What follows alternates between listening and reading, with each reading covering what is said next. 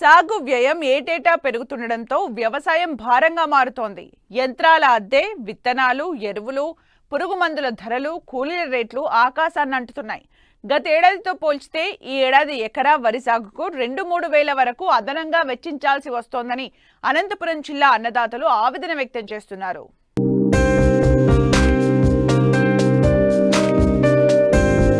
వ్యవసాయం భారమైంది. వేలల్లో పెట్టుబడులు పెట్టడమే గాని ఆశించిన స్థాయిలో దిగుబడులు, ధరలు ఉండటం లేదు. కూలీ ఖర్చులు పెరిగాయి. అదునులో పదును కావాలి. దుక్కులు సిద్ధం చెయ్యాలి. సకాలంలో నారుమళ్లు పొయ్యాలి. నిర్ణీత కాల వ్యవధిలో నాట్లు వెయ్యాలి. సాగునీరు సక్రమంగా అందాలి. చీడపీడలు సోకకుండా సస్యరక్షణ జరగాలి. నాట్లు, కోతల సమయంలో కూలీల కొరత లేకుండా ఉండాలి. అన్నీ సక్రమంగా ఉండి పంట చేతికందితే దానికి కనీసం గిట్టుబాటు ధర అటుంచి మద్దతు ధర కూడా ఉండటం లేదంటూ వాపోతున్నారు అనంతపురం జిల్లా గార్లదిన్నె మండలం మార్తాడు గ్రామ రైతులు. అన్ని ధరల పెరుగుదలతో కౌలు రైతుల పరిస్థితి మరింత దయనీయంగా మారింది. కౌలు, ఇతర పెట్టుబడి ఖర్చులు పోను మిగిలేది అరకొరేనని వారు పేర్కొంటున్నారు. మాకు పైరు పెట్టుకున్నాం సార్, ఏం లాభాలైతే ఏం రావు, నష్టాలేను. నేను ఊరిమడి ఎన్ని ఎకరాల్లో పెట్టారు? 3 ఎకరాలు భూమి ల్యాండ్ గుత్తకు తీసుకున్నాం సార్ మేము. ఎకరా వచ్చి 10,000. ఇవి వడ్లు వచ్చేసి 15, 16, 17 అట్లా పోతాయి. రేటు బట్టి పోతాయి సార్ వాళ్ళు వచ్చి. ఇవైతేనే పోయేది మాకు.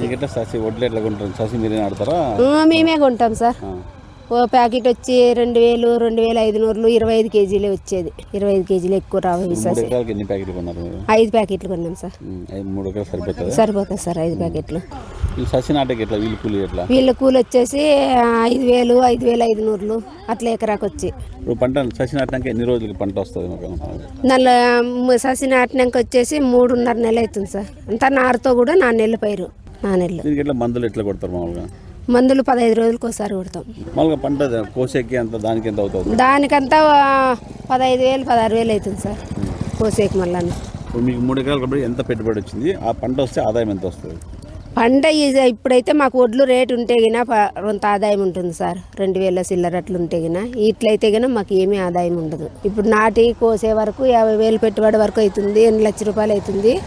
నాటిన సాటికి 50,000, మళ్ళీ అటు నుంచి అంతా మొత్తం 1 లక్ష రూపాయలు అవుతుంది. మళ్ళీ మిషన్ కూలి, మళ్ళీ కోత కూలి ఒకటి మా దాంట్లోకి సంబంధం పడుతుంది. మళ్ళీ సపరేట్ పడుతుంది. మాకు 3 ఎకరాలకు వచ్చి 70, 80 అట్లయితాయి సార్. మాకైతే ఏం లాభం లేదు. ఈ సంవత్సరం 1.5 లక్ష అప్పు చేసింది సార్ పంట మీద.